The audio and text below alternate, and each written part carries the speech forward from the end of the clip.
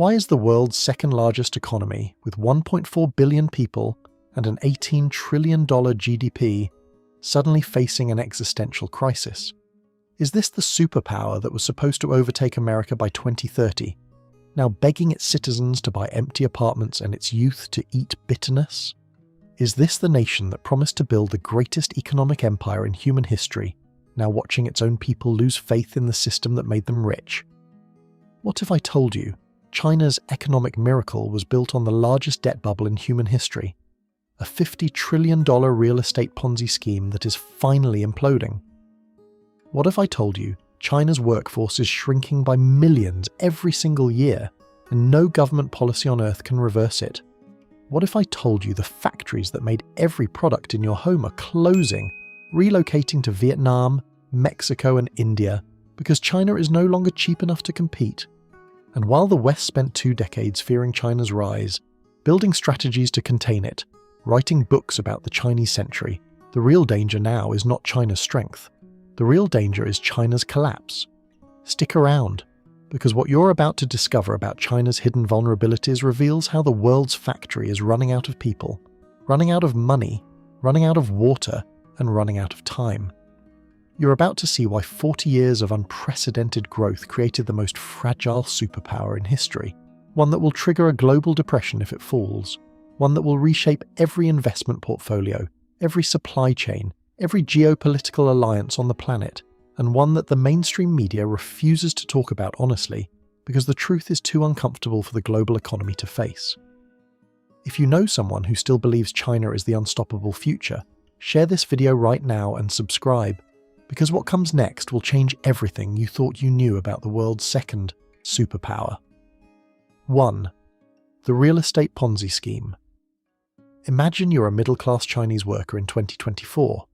You spent 20 years saving money. You worked 6 days a week, skipped vacations, lived frugally, because in China, owning an apartment is not just a financial decision, it is a social obligation. It is how you prove you are a responsible adult. It is how you attract a spouse. It is how you secure your family's future. So you put 70% of your life savings into a prepaid apartment from a developer called Evergrande. You're still paying the mortgage every single month. But the developer went bankrupt 2 years ago, and your future home is just a rusted concrete skeleton standing in an empty field outside a city where nobody lives. This is not a rare story. This is the reality for millions of Chinese families right now. China built enough empty apartments to house 90 million people, the entire population of Germany. Think about that number. 90 million people, entire cities, were constructed with shopping malls, highways, schools and hospitals, and nobody moved in. Ghost cities stretching for miles with no residents, no businesses, no life. Built not because people needed them, but because building them kept GDP numbers growing, kept local government officials getting promoted, kept the illusion of prosperity alive. For decades, local governments in China survived almost entirely by selling land to property developers.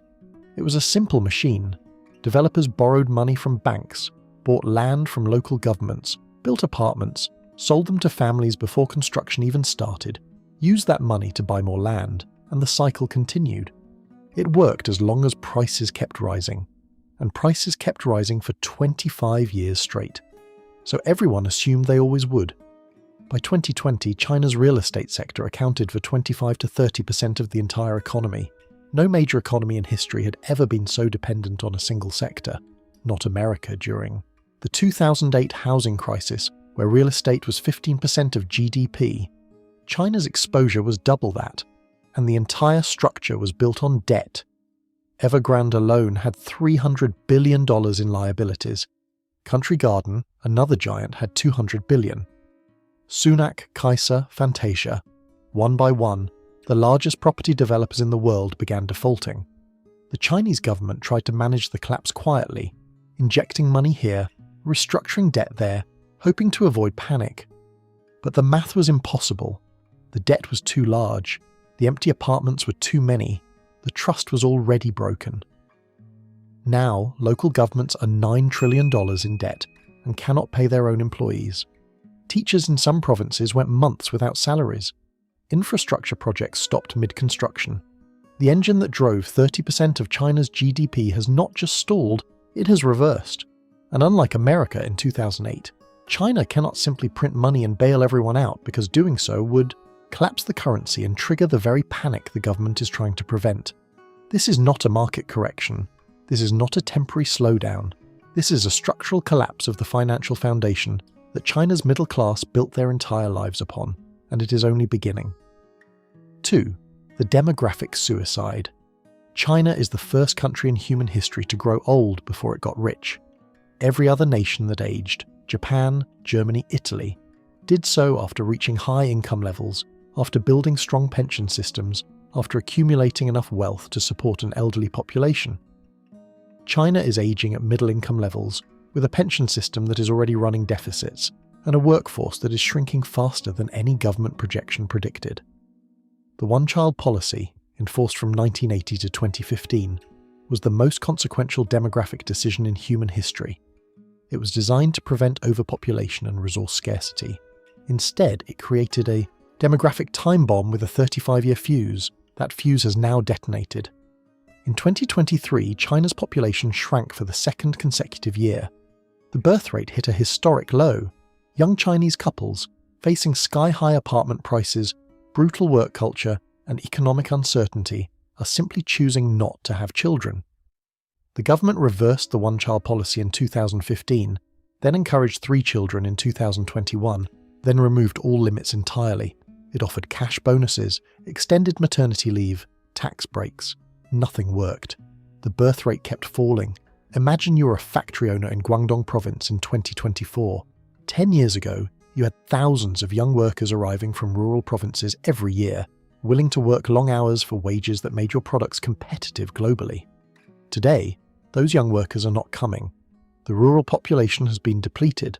The young people who remain in cities are lying flat, a movement called Tang Ping, refusing to participate in the exhausting work culture their parents accepted. They work the minimum required, avoid overtime, reject the pressure to marry and have children, and spend their free time on social media questioning whether the system is worth participating in at all. Meanwhile, the elderly population is exploding. By 2035, China will have 400 million people over the age of 60. That is more than the entire population of the United States. These 400 million people will need pensions, healthcare, and social support.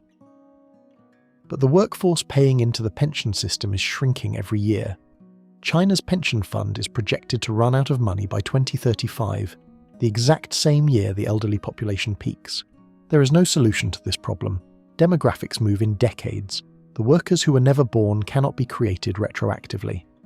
The factories that need young, cheap labour cannot wait 20 years for a new generation. China's labour advantage, the very foundation of its economic rise, is gone forever. And unlike Japan, which aged slowly and had decades to adapt, China is aging at extraordinary speed, with far less wealth to cushion the fall. 3. The technological Iron Curtain. For 2 decades, China's strategy was clear: import Western technology, copy it, improve it, and eventually dominate it. The plan worked brilliantly in manufacturing, in solar panels, in electric vehicles, in consumer electronics. China became the world's technology assembler, producing everything from iPhones to satellites. But assembling technology is not the same as creating it. And when America decided to cut off the supply of advanced technology, China discovered how deep its dependency truly ran. In 2022, the Biden administration imposed sweeping semiconductor export controls, blocking China from accessing the most advanced chips and the equipment needed to manufacture them. The impact was immediate and devastating. Huawei, China's technology champion, had been building 5G networks across the world. Suddenly, it could not access the chips needed to compete. SMIC, China's largest semiconductor manufacturer, found itself unable to purchase the lithography machines made by the Dutch company ASML, machines that are essential for producing advanced chips and that have no Chinese equivalent. Imagine you are the CEO of a Chinese artificial intelligence company in 2024. Your competitors in America are training their AI models on the most advanced NVIDIA chips, processing power that is 10 times more capable than anything you can legally access. You're trying to win a Formula One race driving a car from 20 years ago. You can work harder, hire more engineers, spend more money. But the hardware gap cannot be closed through effort alone, and every month that passes the gap widens. Europe is a technological colony of America, but China is a technological prisoner. It cannot manufacture the extreme ultraviolet lithography machines that produce advanced chips. It cannot replicate the decades of accumulated knowledge embedded in American and European semiconductor companies. It cannot rebuild overnight the global supply chains that were built over 40 years of international cooperation. The Great Firewall that China built to control information did not just keep foreign ideas out. It kept the cross-pollination of global innovation from reaching Chinese engineers and entrepreneurs. Silicon Valley was built on immigrants, on open exchange of ideas, on the freedom to fail and try again. China's technology sector was built on copying, on government subsidies, and on access to foreign markets. Remove the access, and the model collapses. China's dream of leading the world in artificial intelligence, quantum computing, and advanced manufacturing is not dead, but it is severely wounded, and the wound is getting deeper every year that the technology embargo continues. 4. The debt trap backfire. China spent over $1 trillion on the Belt and Road Initiative, the most ambitious infrastructure project in human history. The plan was elegant in its logic: lend money to developing countries, have them hire Chinese construction companies, build ports and railways and highways, create dependency on Chinese financing, and establish a global network of economic and political influence that would rival American power. The plan worked, until it didn't. Sri Lanka borrowed billions to build a port that generated almost no revenue. Unable to repay the debt, it handed the port to China on a 99-year lease. The optics were terrible. The world saw what debt trap diplomacy looked like in practice. Pakistan borrowed heavily for the China-Pakistan economic corridor and is now in a permanent debt crisis, going to the IMF for bailout after bailout, while Chinese loans sit on its books accruing interest. Zambia, Ethiopia, Angola, country after country that borrowed from China is now struggling to repay, renegotiating terms or simply defaulting. Imagine you are a Chinese government official responsible for Belt and Road investments in 2024. You have $1 trillion deployed across 140 countries. A significant portion of those loans are not being repaid. The infrastructure built with Chinese money is not generating the returns projected. The political goodwill you expected to purchase has evaporated, replaced by resentment and accusations of neo-colonialism. And the domestic economy that was supposed to benefit from exporting excess industrial capacity is itself in crisis. China is now the world's largest bilateral creditor and the world's largest holder of bad loans to developing nations. It is simultaneously trying to manage a domestic real estate collapse, a demographic crisis, a technology embargo, and a portfolio of international loans that are going sour. The Belt and Road Initiative was supposed to project Chinese power globally. Instead, it has become a financial albatross around China's neck at the worst possible moment. 5. The Xi Jinping reversal. For 30 years, the unspoken contract between the Chinese Communist Party and the Chinese people was brutally simple. Give us your political freedom, accept our total control over your life, and in return, we will make you prosperous. Every decade, your standard of living will improve. Your children will live better than you. The system works. Trust the party. That contract is broken.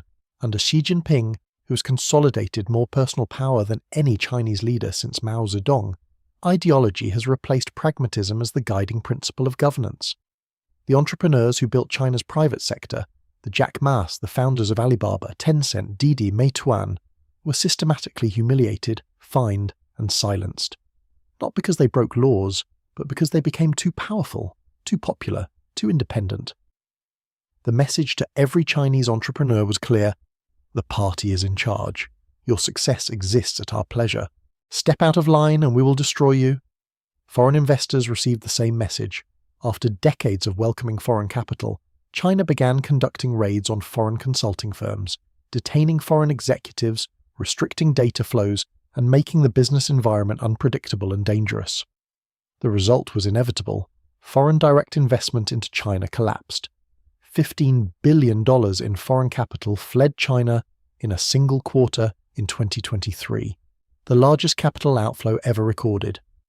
multinational companies began China Plus One strategies, keeping some operations in China while building alternatives in Vietnam, India, and Mexico. America is decoupling, Europe is de-risking, Japan is relocating factories, South Korea is diversifying.